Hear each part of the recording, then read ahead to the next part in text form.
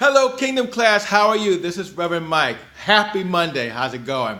Last week we talked about the parable of the mustard seed and leaven. And what Jesus was sharing with us is he was giving us some understanding, kind of like insights of how the kingdom of God operates, how it behaves, how it functions, and how we are to align our expectations based on how it operates. So with the mustard seed, for example, what we learned from that is Jesus wanted us to know that even though when we start to use God's process, it may first seem to be inadequate for the task. That will help us to align our expectations and our faith. That lets us know we don't have to start with a whole lot to go against or to engage a big problem, big issues, big conflicts in life.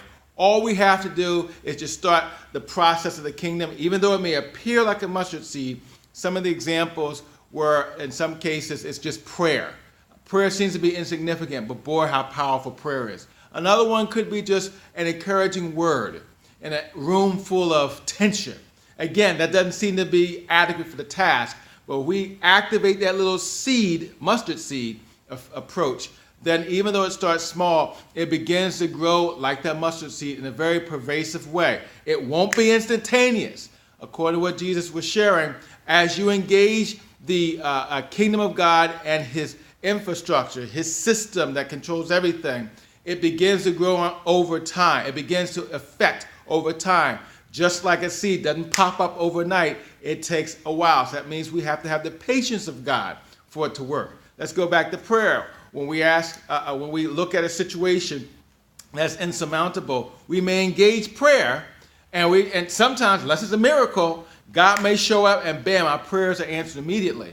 But more often than not, it takes time because there's other factors that go in the process of that prayer being answered. So all we have to do is know that once we engage God's kingdom process, it will grow towards maturity to such an extent, according to Jesus in the parable of the mustard seed, when it said the birds in the air will come and flock in it. When you engage God's kingdom process in a particular situation, not only will it grow and take over and take control and bring it under the rule of his kingdom, but people want to inhabit there. Meaning that if you go into, say, the job situation, there's a lot of tension, and you begin to just speak words of edification, words of encouragement, over time, those words will take root and grow.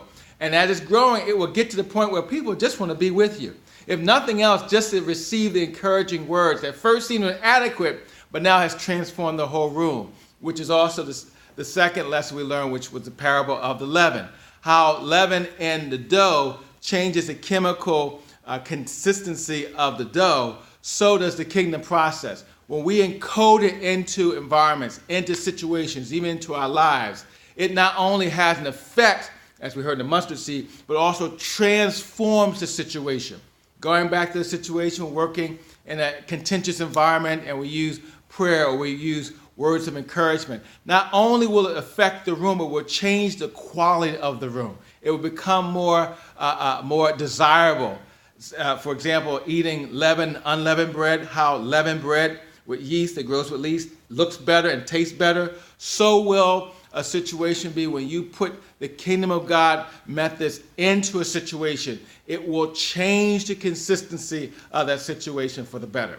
That was last week. Well, tomorrow night we're going to be talking about the parable of the hidden treasure and the pearl of great price. This is very important to know because it will help us to calibrate our faith, our expectations. But here's something else. If you're a person who has a lot of dreams in your heart, a lot of ideas, desires of your heart where you have longed for, and sometimes when we go through those situations, we don't see the change happening. So we just kind of like say, okay, oh well, I guess it wasn't meant for me. Well, Jesus wants us to understand some things first, and that's why he talked about the parable of the pearl of great price and the hidden treasure. So we're going to be talking about that tomorrow. So you take care, God bless you, and I'll be sending you a very inspirational video later on this afternoon. God bless you. See you tomorrow.